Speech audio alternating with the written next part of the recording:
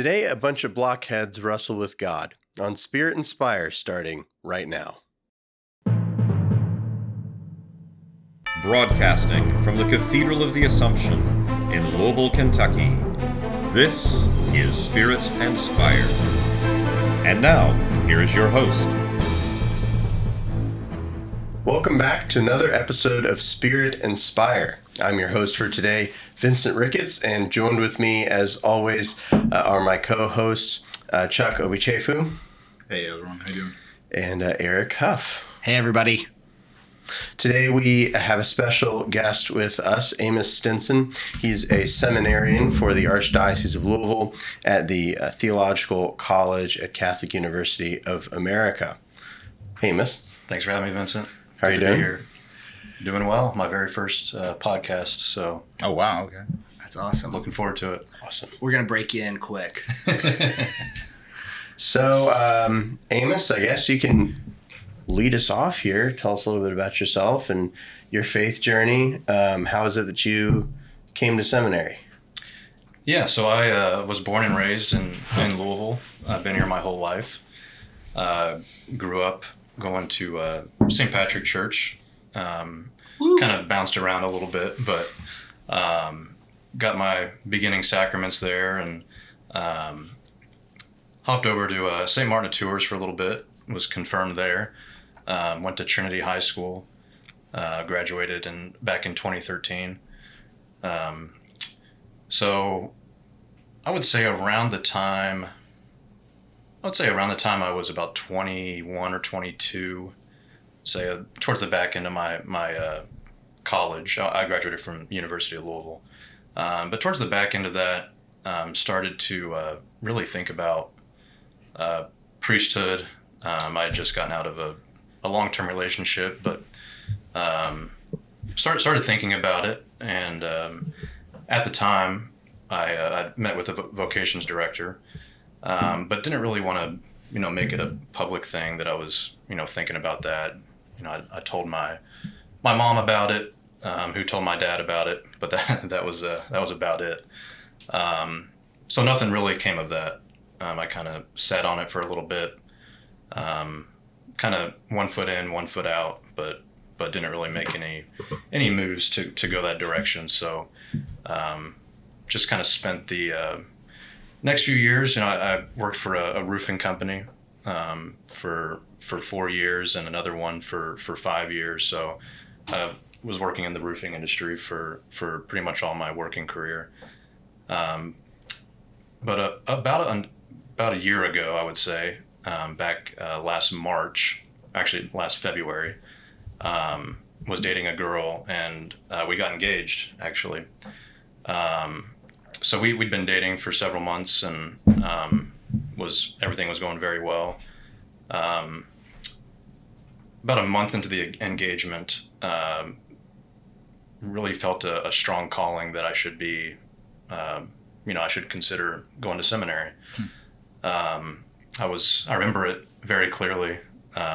Still gets me choked up sometimes, but no, I was just sitting in my office one day at work. It was probably 10 o'clock in the morning in the middle of 500 different things, and it just hit me.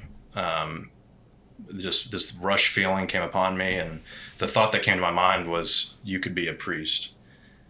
So I kind of sat there for just a few seconds, and then all of a sudden just this rush feeling came over me, and my head was spiraling and just really couldn't think about anything else. All these questions started to pop into my head. Why is this happening to me right now? I'm engaged. We have a wedding date. Have made 80% of the plans already. But so all these thoughts were coming into my head, and so I didn't really know what else to do, but I just started writing them down on some paper, and I wrote like 8 pages of questions that I had.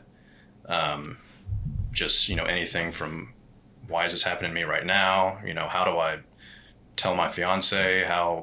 Why would God do this to me? I don't really want to do this. I want to get married. What if I say no to God? Just a huge list of questions. So a couple months went by. Well, back up just a little bit. So later that week, we talked about it, my fiance and I, and obviously that was very hard.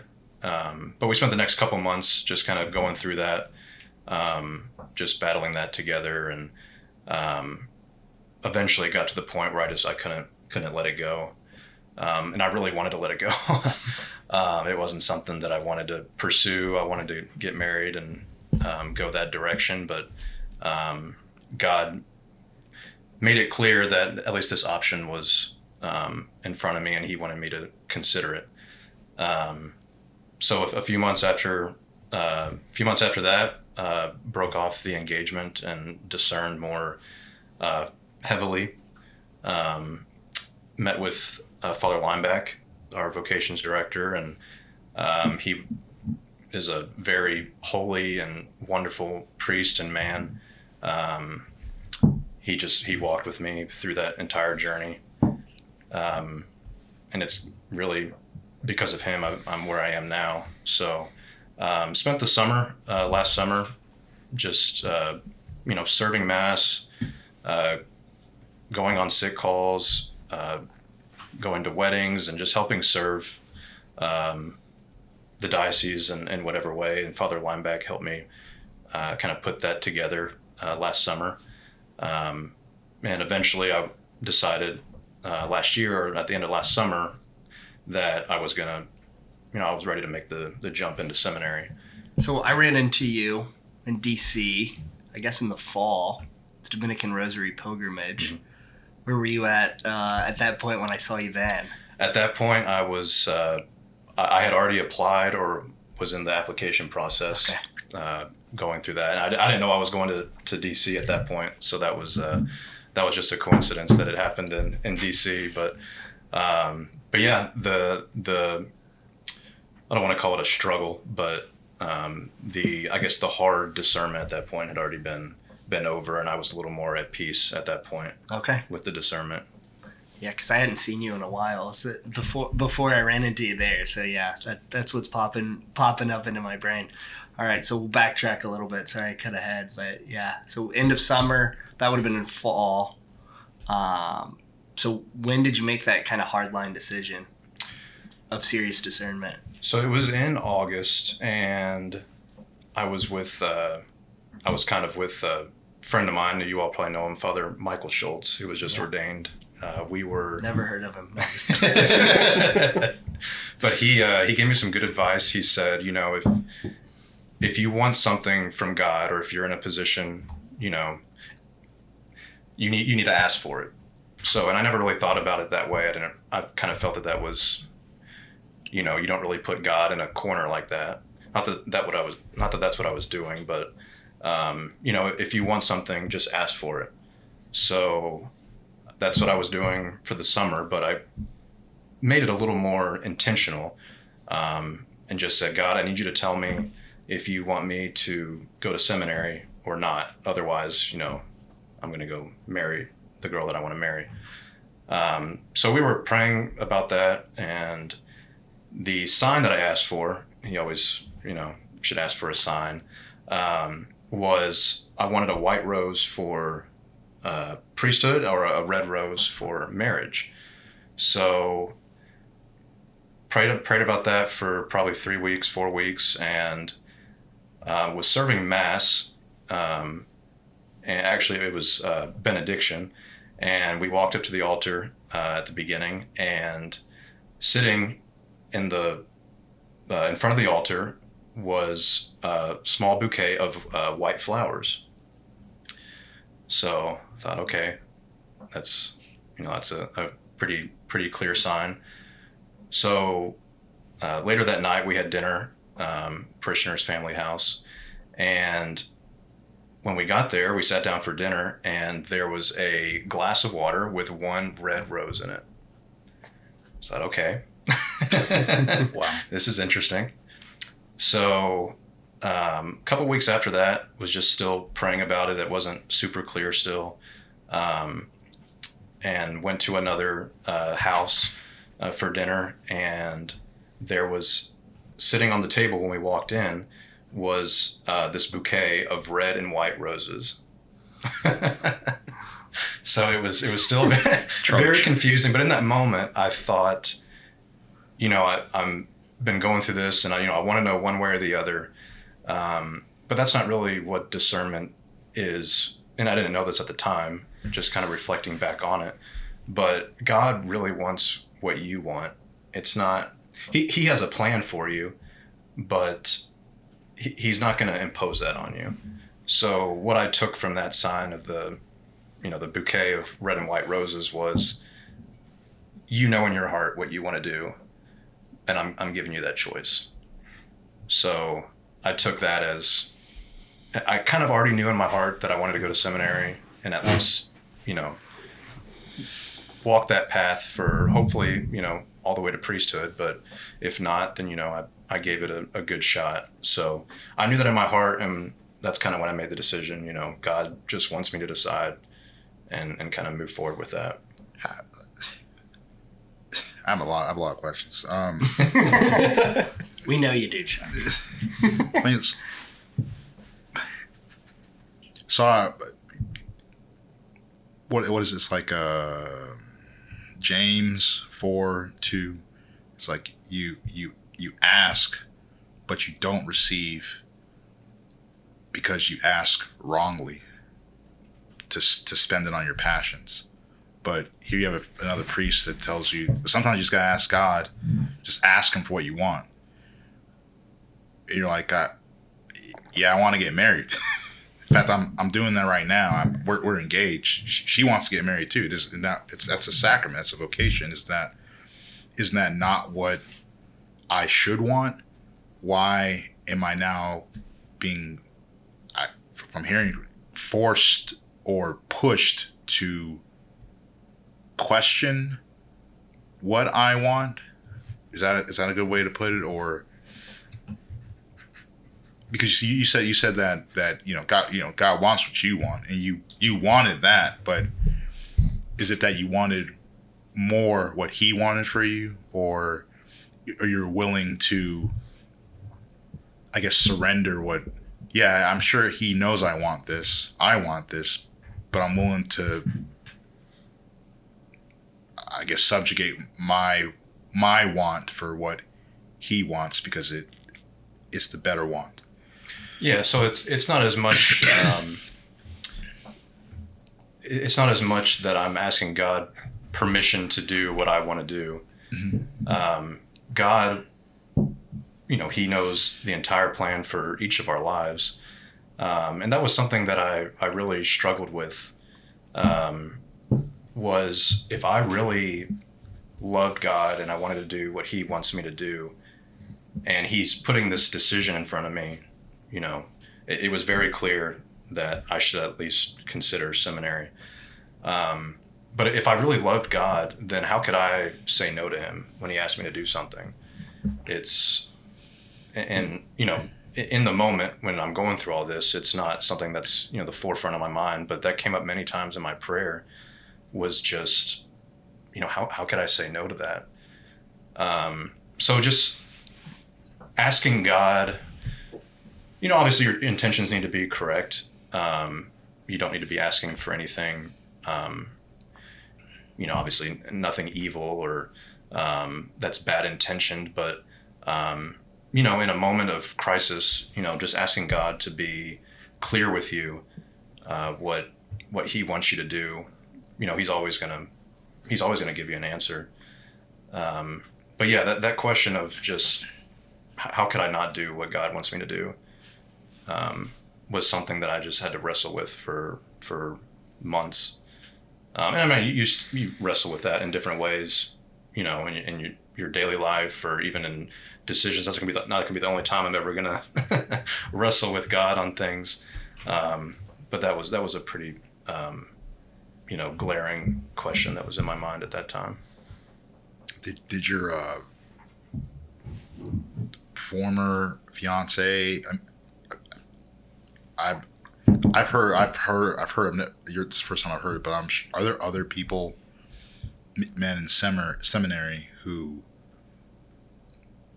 I assume that there are that were at that kind of crossroads where they're like, hey, I'm about to move on with my life with someone else, and they want to, and you have to have that conversation with them. Like how, I mean, to the extent that I want to disclose, like how do you navigate something so monumental, of a course correction, when it's not even, you have to actually take someone along with you, with that course correction, no matter what the internal animus or external animus for it is. Very delicately.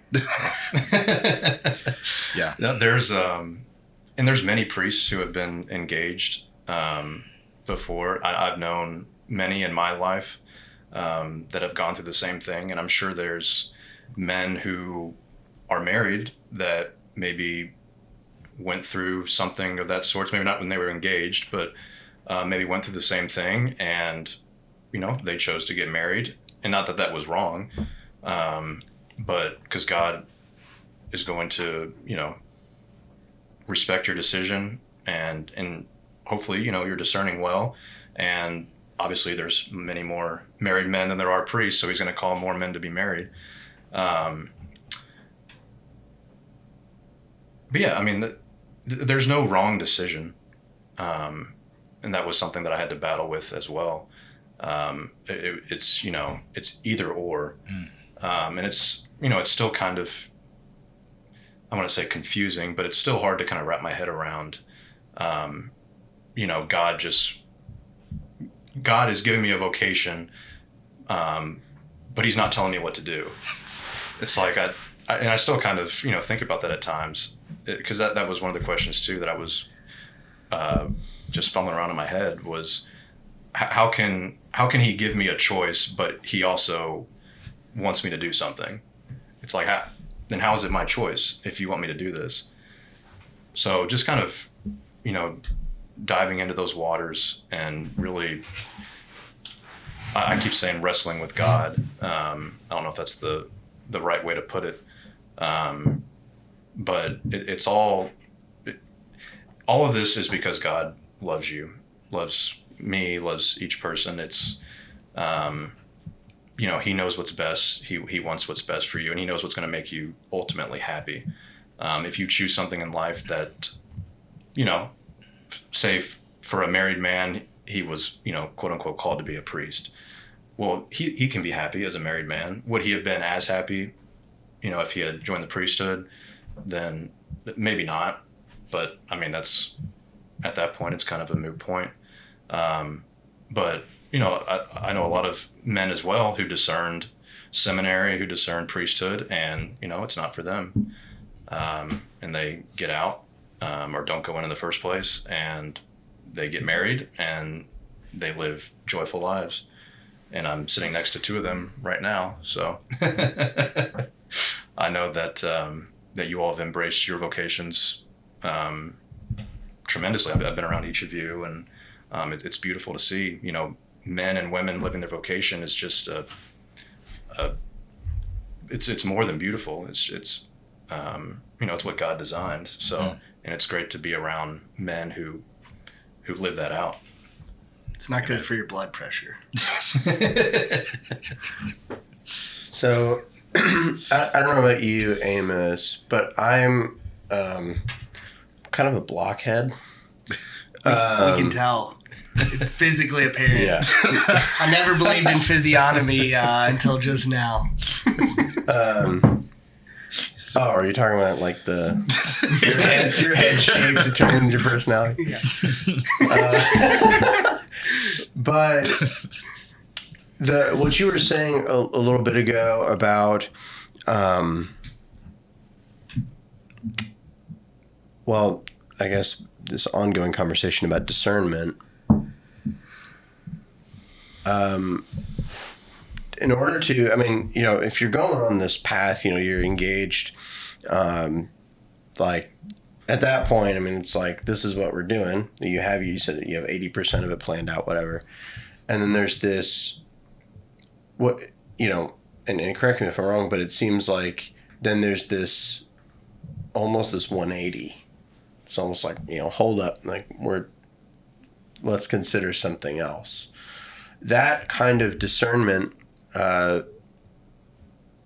requires such a profound posture of openness, of listening, and I would argue that's fundamentally what discernment is. It's not, we often think of discernment as this like trying to figure out a scrambled message from heaven, or, God is trying to tell me to do something, but he's not being very clear, so I have to sort of squeeze it out of him or something. But really it seems more like this posture of listening. So is that something that you were like, that you had grown in your relationship with the Lord kind of throughout your life, or are you like me and you're a blockhead and you need the large startling figures to paraphrase Flannery O'Connor? Yeah, so I just to kind of give some background. So back when I was in college, I was not living a very good life, walking with the Lord. I'll just put it that way. I would say around the time, towards the end of my college life, really started to get back, going to church, growing in my faith. I had bought about 300 Lighthouse Catholic Media CDs. We just listened to them nonstop in my car. Anyone from Father Mike Schmitz to Scott Hahn to any of those guys. So just really was starting to rekindle that. I grew up Catholic, so there was just maybe a 3-year period in there where I wasn't really on that journey. More specifically to the time at the beginning of my discernment and kind of the beginning of that story, it was during Lent. So for that Lent, I gave up all liquids except for water and tea. So that meant no alcohol, no coffee, no soft drinks. And those 3 things were very hard for me to do. And I'd also had some other smaller commitments to, pray more and do certain things. We had a men's group at the time, and we were reading a book. If I try to remember the name, I'd probably butcher it. But it was a book basically on Ignatian spirituality, and it was on a book that you just sit down and read. It was a book. It was 40 chapters, and each chapter you would spend a week on. So we would meet weekly and discuss that particular week together, and there were certain things that you would do throughout the week, daily things that you would do. So I would say about 2 or 3 weeks into that was when it really hit me. So not that I'm a big drunk or anything, but cutting out alcohol, cutting out coffee in the morning, it really frees up your mind. You can think more clearly. You can you pray better. So I had kind of made that change beforehand. That kind of led to, just, I guess, praying more clearly. Were you learning Ignatian prayer like through this book as well?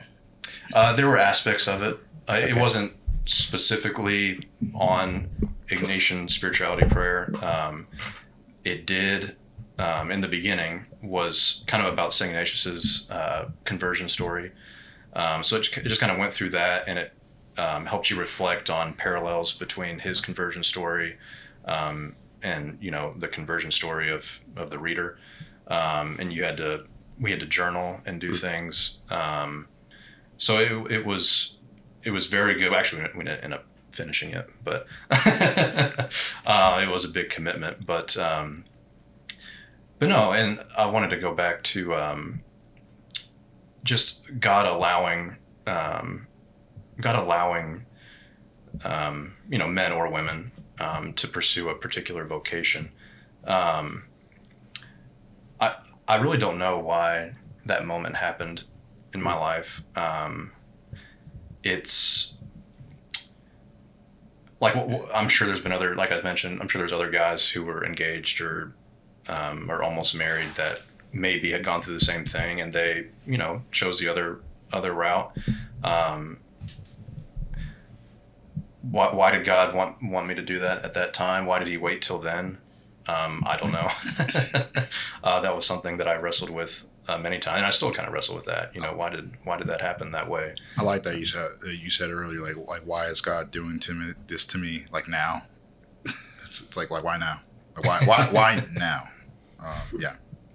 Yeah, it's something to really ponder. But you made a good comment just about discernment, and it's about kind of wrestling, or not wrestling. You didn't say wrestling, but I forgot what exactly you said. Being in a posture of openness and receptivity and listening, and I mean all that condenses into the word docility. Yes. Yeah. Yeah, and then not like looking for some sign from God, some hidden secret sign or something, and that's so easy to get into that game, and really discernment's not about that. It's supposed to be fun. Is it like fun, like Jacob wrestling the God made flesh at the well, right? It's a good image. I mean, like it is. Are you saying that was fun? I mean, I never imagined that as fun. When you read it seems kind of fun. It does, yes. It's like Greco-Roman, type wrestling, which is just so strange. But that's what it is. Like, isn't Israel means wrestles with or struggles with God? Mm-hmm. So it's like I want this, but you're ready to tangle with someone that it's like you're open to debate. You're open to the debate. You're open to the discourse. Like, oh, I want this.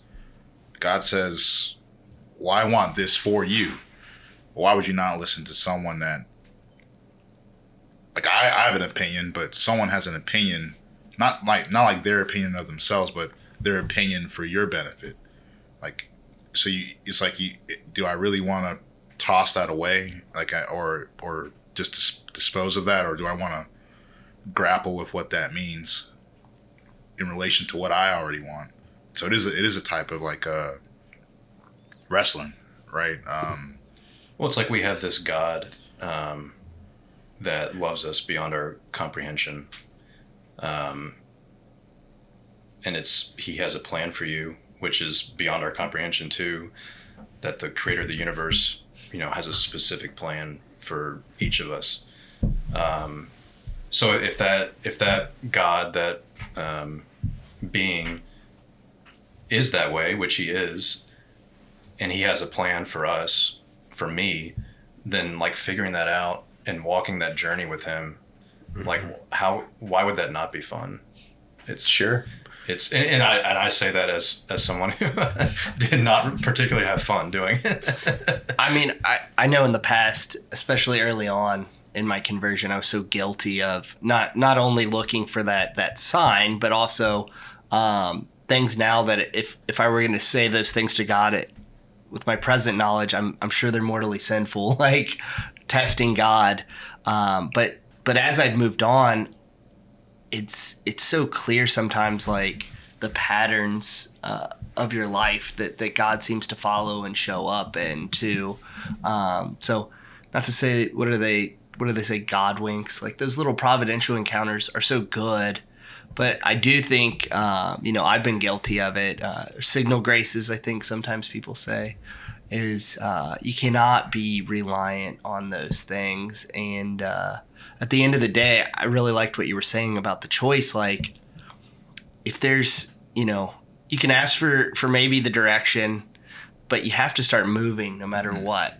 And if you're not moving in any direction, like if you're like, all right, I'm just standing here, like, what do you want me to do, God? Like, I think one of the things that I noticed, in what you said before, was there was the receptivity, but there was movement. Like you were walking to see where the path leads.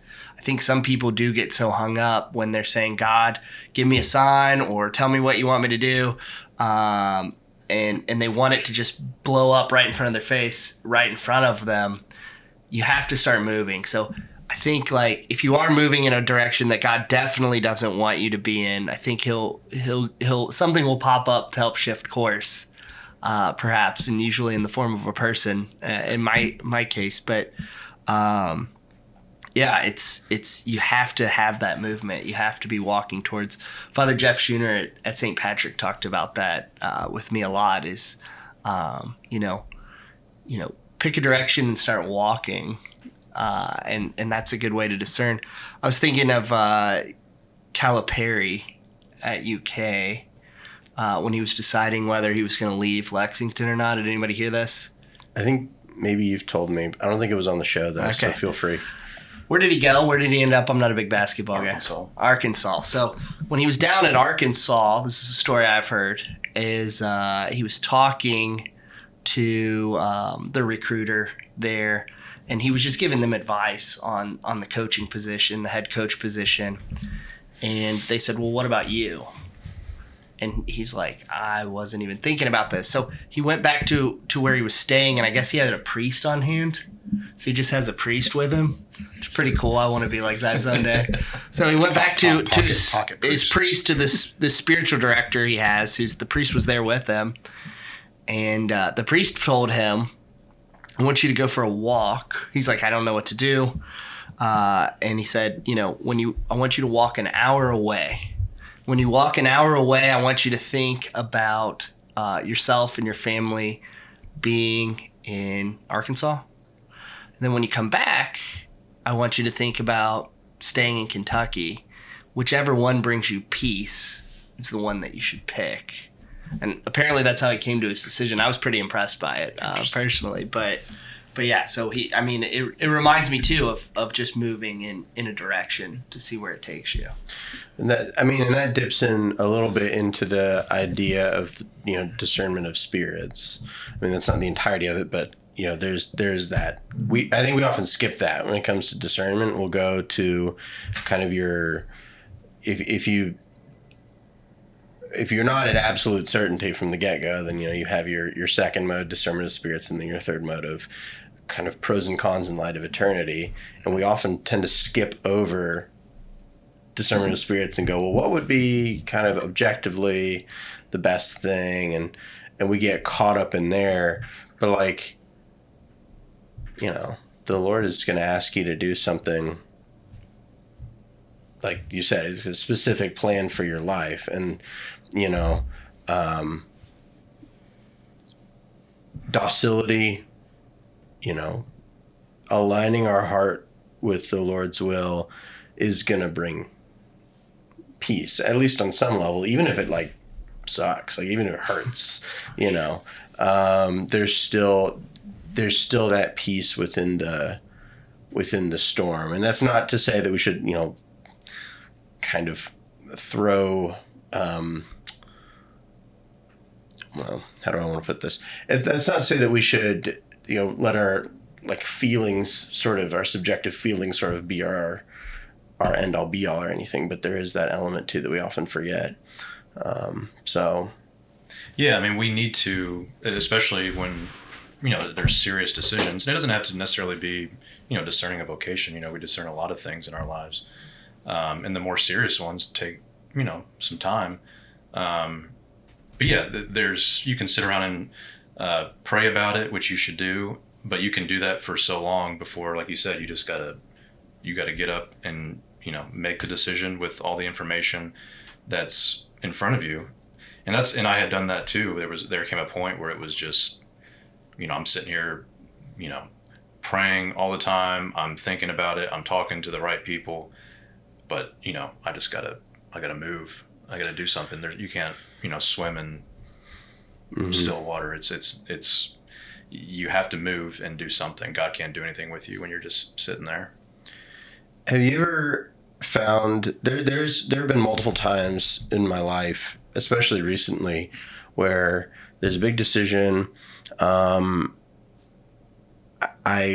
really I don't know what the Lord wants me to do, and I'm trying to, figure it out. And then I go into this puzzle solving mode.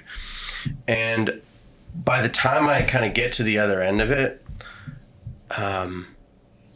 I find that I honestly knew the right answer the whole time. Yeah. And I just didn't want to admit it, or I didn't want to commit, or, Commit. you know, there was this residual like obstinacy in myself where I'm really attached to the thing that the Lord does not, you know, want for me.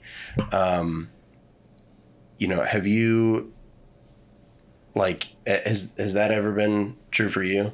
Yeah, and I would say that, you know, reflecting back on my life, you know, over the last few months, since I've been in seminary, it's almost like I didn't know that, even though I was not walking that path for the vast majority of my life. But it's just like looking back, you know, it would come up from time to time. You know, you should really think about, you know, going into seminary or becoming a priest. And it just, for whatever reason, took the shape that it did until eventually it was just like, okay, God, I surrender. I'll do this. But there was this sense of like, I kind of knew that. Like it was out of the blue, but it kind of wasn't out of the blue. Yeah. I don't know, it's hard to describe. But yeah, no, I agree with that. And I think that God, you know, when we discern certain decisions, that kind of process from, you know, the beginning of the decision to when the decision's made, like that process in between, I think we just put so much weight on ourselves to figure things out, you know, to figure out the right decision. We don't want to make the wrong one. But I think that God really wants us to embrace just that process of whatever that looks like for the given discernment period. It's, you know, he wants to be involved with that. He wants to make decisions with you. It's not like, you know, I'm going to put this decision here. You need to like look at all the evidence and do all this stuff and figure it out and let me know. Like he walks with you, you know, every moment, every step of the way. And I believe he really enjoys that, and that's not the right verb, but he enjoys that process of walking with each person, especially in you know, hard times of discernment. You gotta ask questions. Even Jesus asked questions, right? He says when they found him in the temple, right? He says he was there asking questions, which I gloss, you know, people just gloss over that, but like, why would Jesus need to ask questions? But like he had to grow up just like everyone else, you know, until it was his time, right? Until when it says he grew in age and fullness. Yeah. Age. There's 4, I think. Age, wisdom. Knowledge. Knowledge. Yeah. Maybe there's 3. Standing before God and men. Yeah. I should probably know that I'm in seminary. That's right. The thing that's coming out to me in this conversation and just reflecting kind of on my own life and decision making, it's like when you're in the heat and you're working on something and you're in the heat of it, it is so difficult. But in hindsight, every decision seems so easy. Like hindsight's 20/20. Like, man, that was really easy to do. Like I should have thought of that, or should have came to that conclusion sooner. But you know, we're human. There's a lot of legwork, and there's a lot of things to occupy your mind in any given situation. So yeah, that discernment, even though, you know, certain things are big decisions, and in hindsight after it's over, like, oh yeah, that was so easy to do. That was the right call. I should have known all along. I found it's so easy for me to rest on my laurels and say that later. But then the next thing comes up, and in life, I think that is like, you do struggle through some things, and maybe that's a spiritual reality.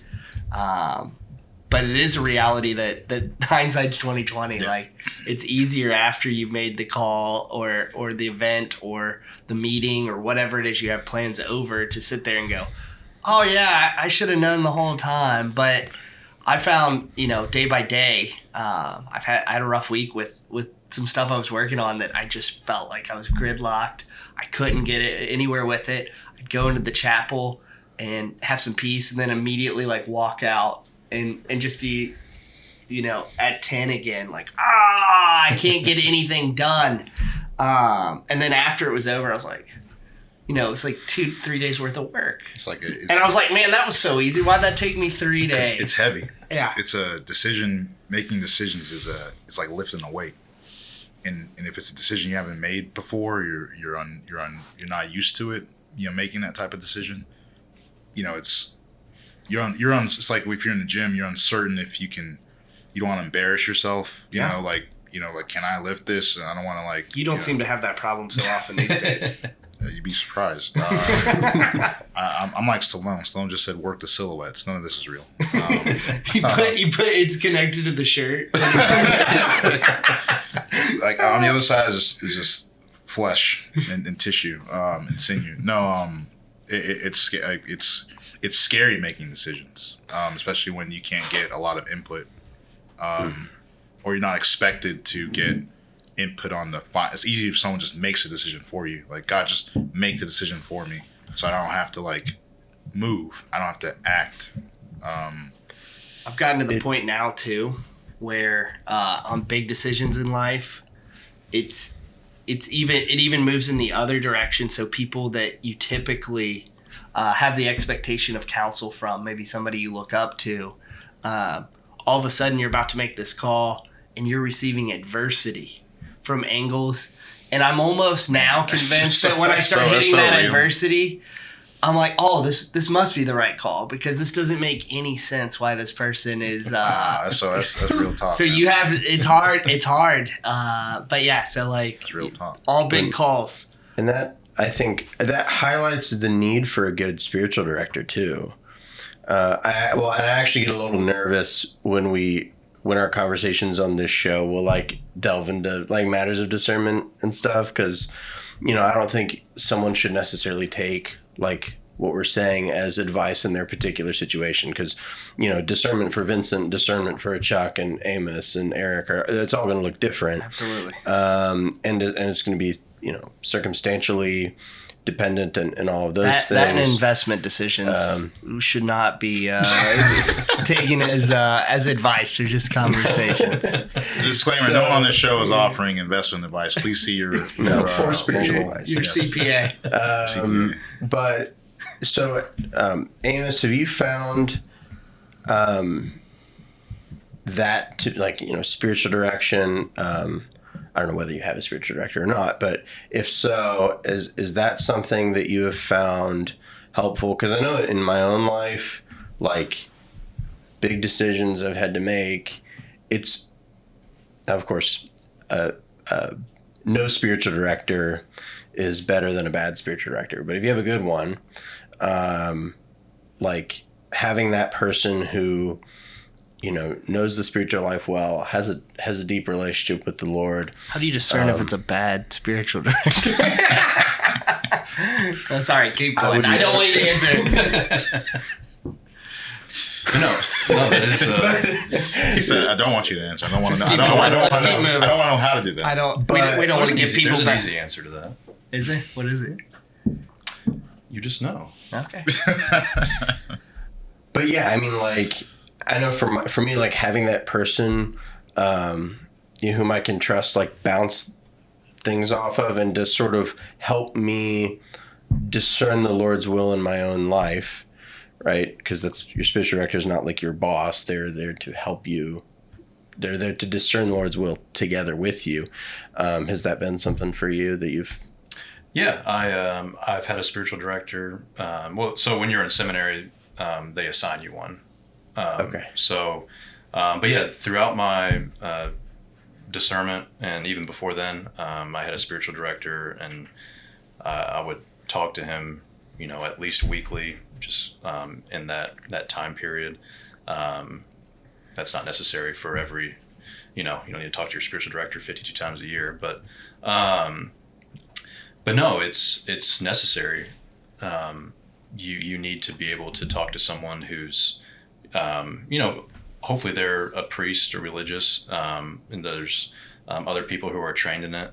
But you need someone who knows how to deal with spiritual things. And it's great to talk, to your friends about stuff, even your parents, and you should.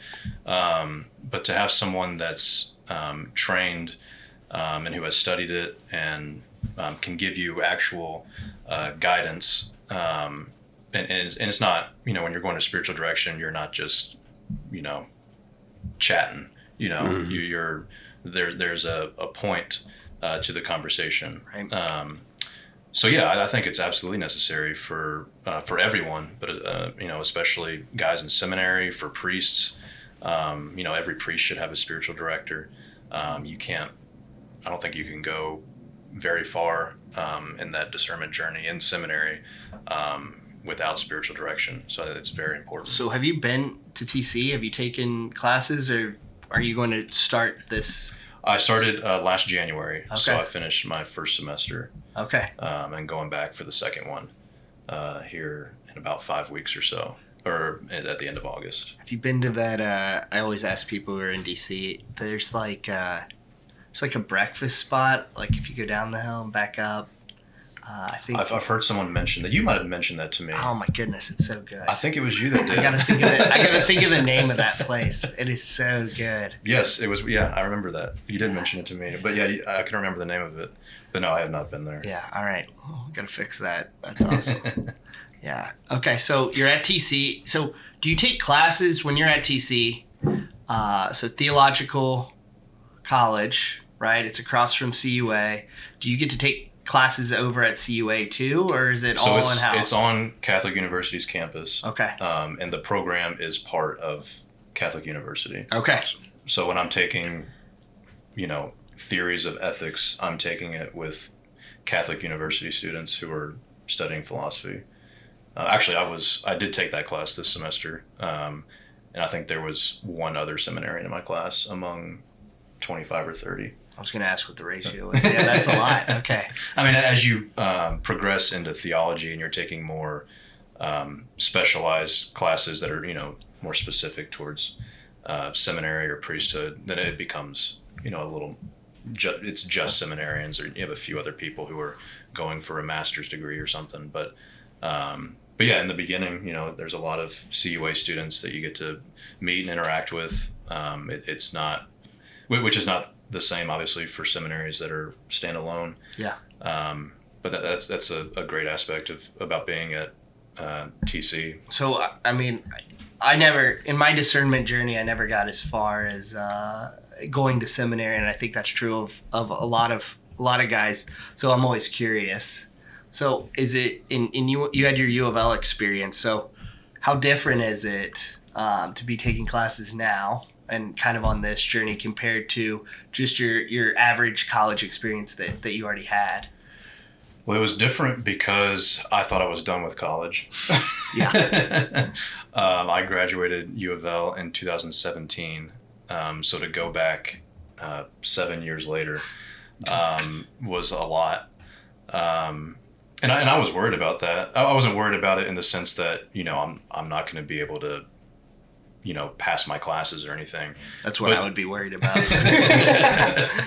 But no, just worrying about getting in that mindset, where you go to class, you come home, you study, you have a little more structure.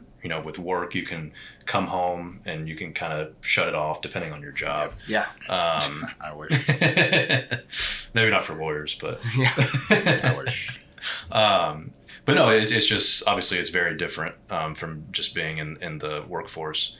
So that shift of, thinking I'm not going to ever be back in school to now I'm, taking 5 or 6 classes in philosophy, and I have to, just change a lot of the direction I was going. So that was definitely a major adjustment that I had to make.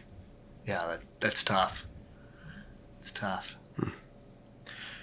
I had to change gears or go back to something from earlier. I had a thought, but then there was some other conversation that happened, and I wanted to get your thoughts. It'll on happen this. again. Amos. So we were talking about you made a comment like, God wants to make decisions with you. That, and I've struggled with this because I normally treat God like an employer or something. Like he really just, he just wants me to be a good employee or something. It's like, well, no, that's not, that's, Do you have those TPS reports? My stapler? Yeah. Okay. But there's this, especially when you said something earlier, when you're talking about the roses and, you had the bouquet of the red and white roses and, okay, what could that be? That could be nothing. That could just be this fun little coinky dink. Or it could be. We don't use that word on this. It could be, it could be the Lord's sense of humor. It could be a lot of things. One thing that stuck out to me though was the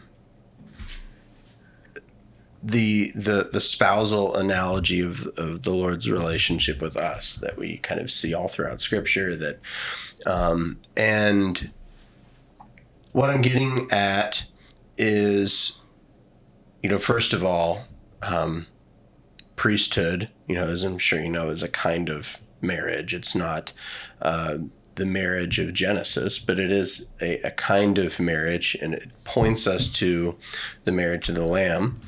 But then there's this other thing of, when I think about my relationship with the Lord, I find it really helpful.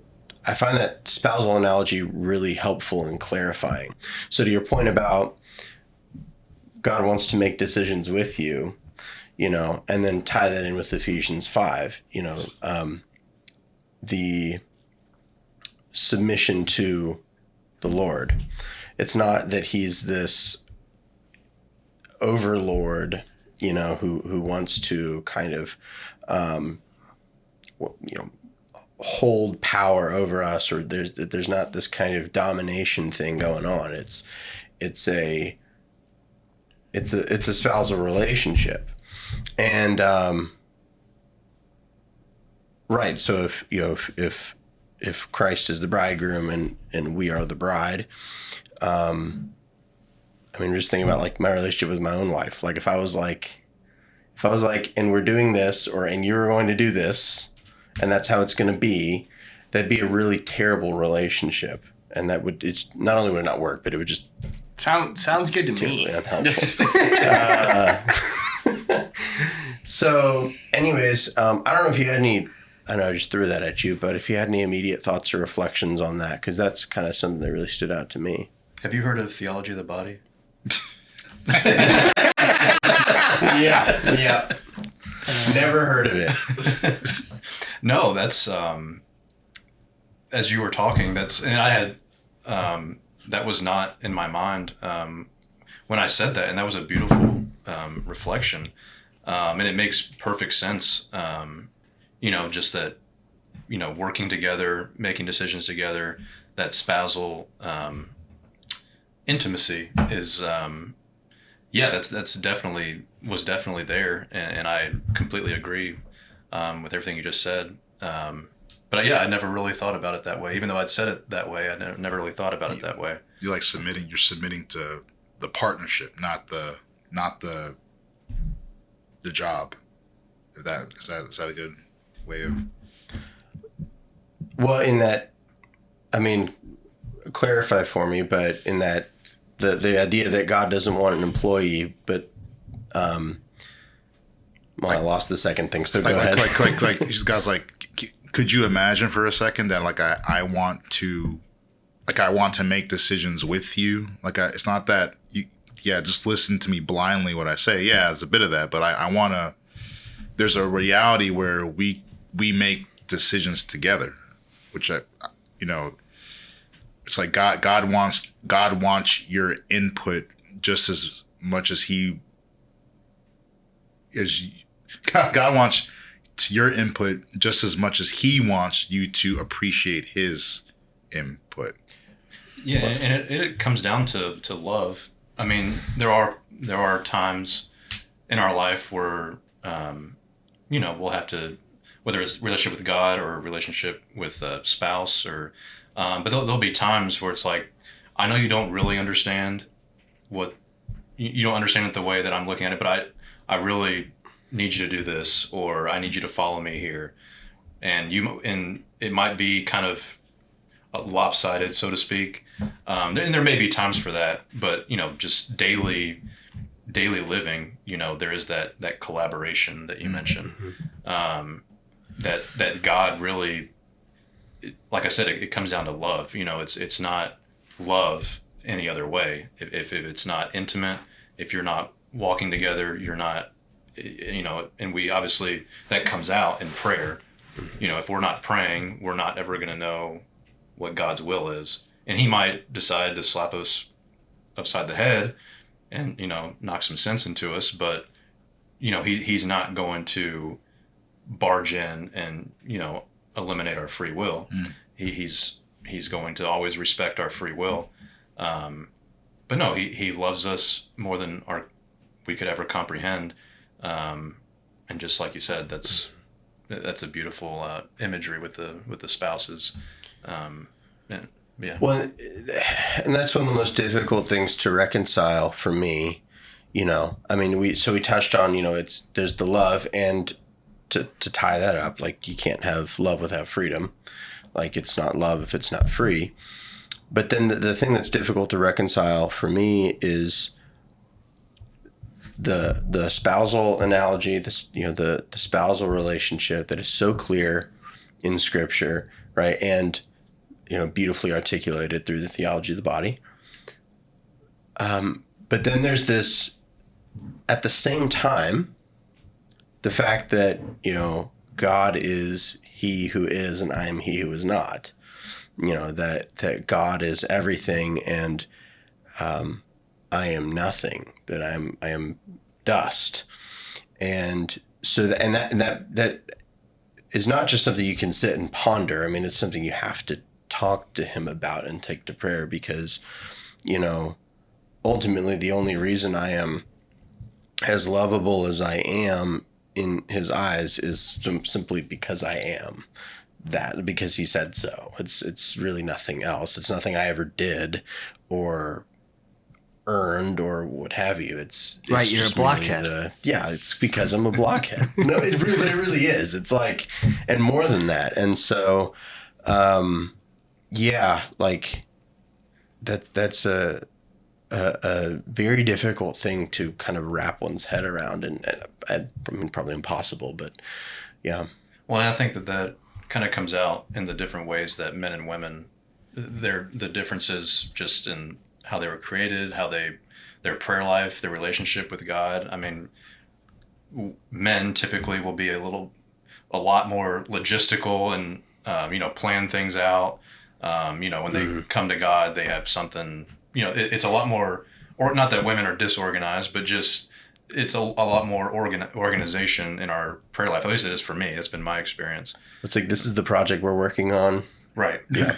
Yeah. Let's plan it out. I need step, 1 through 10, but that's not. Which is really frustrating when you discover that's often not how he works. Right. That's rarely how it works. Not at all. Not saying like you're right, like not at all. He just blitzes you. Mm-hmm. So we have talked a lot about kind of discernment generally, discernment in your own life. Amos, if you were to have a young man, say in high school or just out of high school or something, say to you, well, I'm thinking about the priesthood, or that's a live option for me, but I don't really know. What sort of advice, can be generic because we don't know who this person is, but what would you say to that person? The first thing I would say would just be keep doing what you're doing. If you're hearing or feeling some sort of small prompting or call, that's fantastic. That tells me that you're praying, you're going to mass, you're living a life suitable for the position you're in right now. And don't be afraid of that. I think a lot of times discernment, and like we've discussed for the last little bit, it can be scary, looking at it. And a lot of times, unfortunately, it ends up being very scary. Guys, women, men will approach it just with the different mindsets that we've talked about. And even though it's supposed to be this wonderful journey with the Lord. So I would say don't be afraid of that. God is not going to ask you to do something that he has not already prepared for you, and that something that he has not prepared you for, and just walk with him. It's not a scary thing.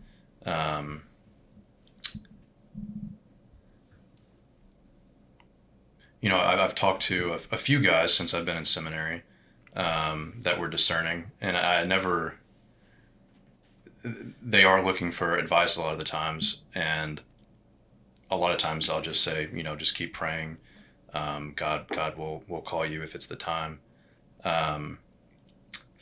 But you were made for something great, and whether that's priesthood or married life, those are both fantastic. God has been, he's so good. He has these two vocations, and a lot of times we'll pit them against each other, but that's not at all what it is. So if a young man's in high school or younger or older, and they're interested in, maybe they like a girl, or they're already dating, or just going out and having fun, within the bounds of morality, go do those things. Date girls, have fun, obey your parents, don't do anything immoral or illegal, which is the same for everybody. But God will let you know, as long as you're praying, you're attentive, you're going to mass, going to confession, God will walk you through that. He doesn't want it to be this thing where it's, I'm going to tell you what you need to do and then go do it. It's about the whole journey. So for me, it took till I was, almost 30 to kind of realize that.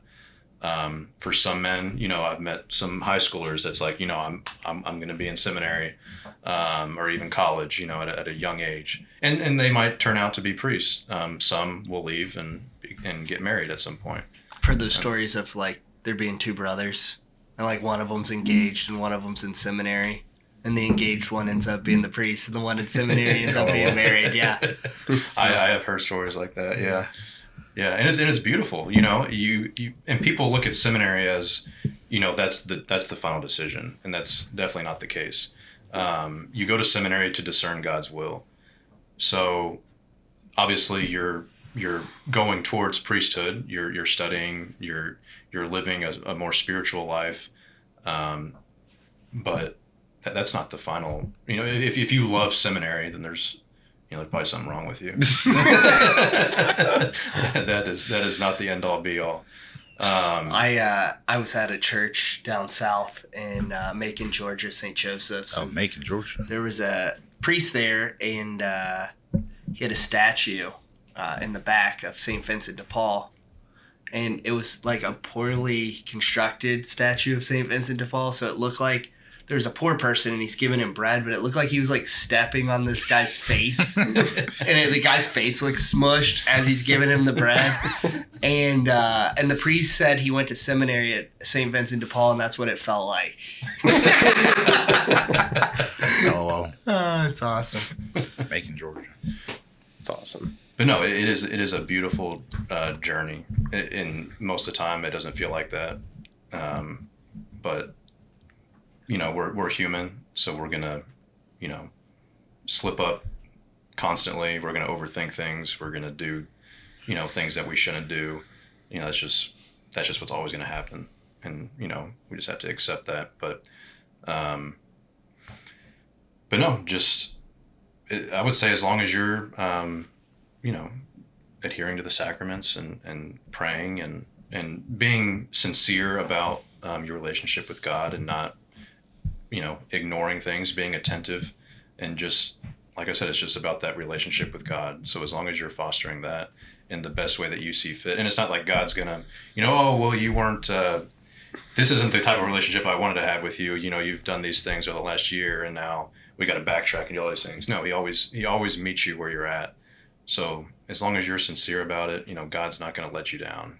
He could never do that. It's not even possible. So that would be. Yeah, that's beautiful. Thank you.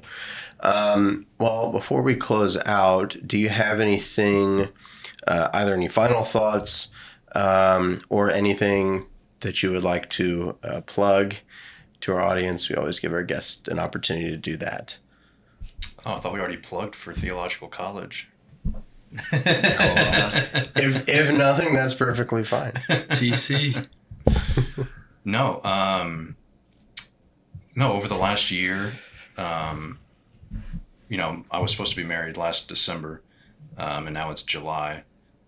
So, this time last year, I was really going through a lot, last spring and last summer.